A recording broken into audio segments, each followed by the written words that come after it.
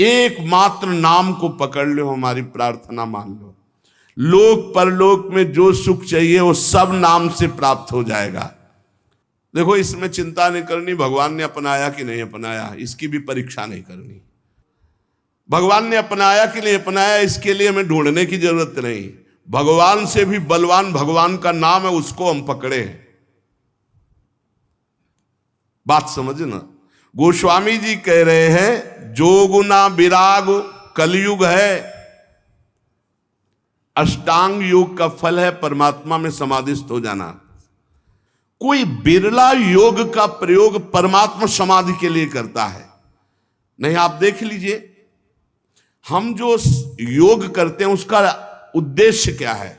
अनुलोम विलोम कपालभाति जो भी करते हैं उसका उद्देश्य क्या है?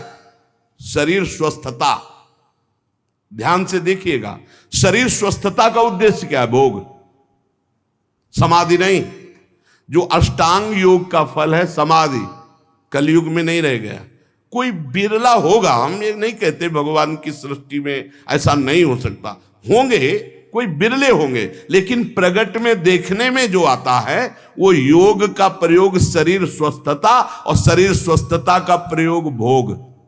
आप देख लीजिए, गोस्वामी जी कहते हैं कि अब मैं देख रहा हूं कलयुग ने अष्टांग योग में भी अपना प्रवेश कर लिया, जिससे योग का फल जो चित्त वृत्ति का निरोध करके परमात्मा में समाधिस्थ होना है गया। कोई बिरला होगा।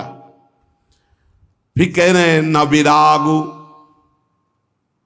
वैराग्य, क्या वैराग्य रह गया है? जो वैरागी महापुरुष पीछे हुए हैं, अब वैराग्य क्या रह गया? क्या वैराग्य रह गया है? केवल नाम मात्र का वैराग्य रह गया। वैराग्य किस बात का है? रुपया है, पैसा है, कपड़ा है, भोजन है, मकान है, व्यवस्था है, नाम मात्र का वैराग्य रह गया। वैराग्य किस बात का? जिसके जीवन में भगवान के सिवा कुछ नहीं है, राग त्रिभुवन में कहीं वस्तु व्यक्ति स्थान में नहीं, उसे वैराग्यवान कहते हैं। जो लोक परलोक के समस्त भोगों के सानिध्य में भी भोगने की इच्छा नहीं, उसे वैरागी कहते हैं। गोस्वामी जी कह रहे हैं, मुझे वैराग्य में भी दम नहीं दिखाई दे रहा कि भगवत प्राप्ति करा सके, क्योंकि वैराग्य में पाखंड का प्रवेश हो गया। कलयुग ने पाखंड का प्रवेश करवा दिया। कोई बिरला वैरागी, सच्चा वैरागी, भगवान की सृष्टि में कमी नहीं होती, कोई बिरला सच्चा वैरागी होगा जिसका वैराग्य भगवान के लिए है। नहीं तो वैराग्य भी दिखावे पे आ गया है, पाखंड में आ गया है। न जप, माला में हाथ है और बातें कर रहे हैं, माला रुक नहीं रहा, वो चल रहा है, और बातें जबान से हो रही और साथ चल रहे हैं। क्या जप हो रहा है? किसका जप हो रहा है? जप तो तब माना जाता है जो जप कर रहे हैं वो हमारे ध्यान में है, वही हम सुन रहे हैं, वही हम बोल रहे हैं, उसे जप माना जाता है। 3 बातें जप में होनी चाहिए। जो हम जप रहे हैं वही सुन रहे हैं, वही हमारे ध्यान में है। राधा तो दिखाई दे रहा है, राधा लिखा, सुनाई दे रहा है राधा, और हम बोल रहे हैं राधा, और फिर एक मन का सकिला, फिर राधा, फिर एक मन का सा, वो जप।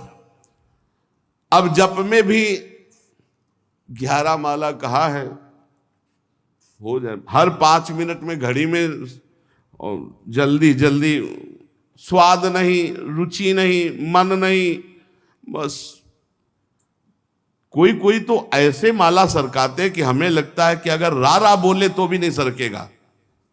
राधा राधा तो बहुत बड़ी बात है, अगर वो रा रा बोले तो इतनी रफ्तार से नहीं चलेगा। अब पता नहीं कैसे ऐसे माला सर सर घूम रहा है। माला घूमने से भगवत प्राप्ति होगी क्या? माला घूम, देखो ये माला है, काउंटर है, ये चीजें मन लगाने के लिए हैं। असली तो जब श्वासों की माला में, धड़कन में नाम चलता है, रोम रोम आनंद से खिल उठता है, ये प्रारंभिक दशा है। तो प्रेम प्राप्ति के लिए नेम लिया गया है, इसलिए आवश्यक है माला और काउंटर से जपना। पर वो जप इस तरह का होना चाहिए कि वही सुनाई दे, वही जो बोल रहे वही दिखाई दे। ऐसे तब जब किए। अब बोलो इसमें तुम बात कर सकते हो? हिम्मत नहीं कि तुम बोल सको, तुम्हारी हिम्मत नहीं कि बोल सको, क्योंकि बोलोगे तो क्रम टूट जाएगा। जब अपने लोग अभ्यास करते थे तालू में जिभ्या ऐसे लगा के ऊपर, बोलना विष जैसा लगता था, क्योंकि वो क्रम टूटेगा, वो चल रहा है।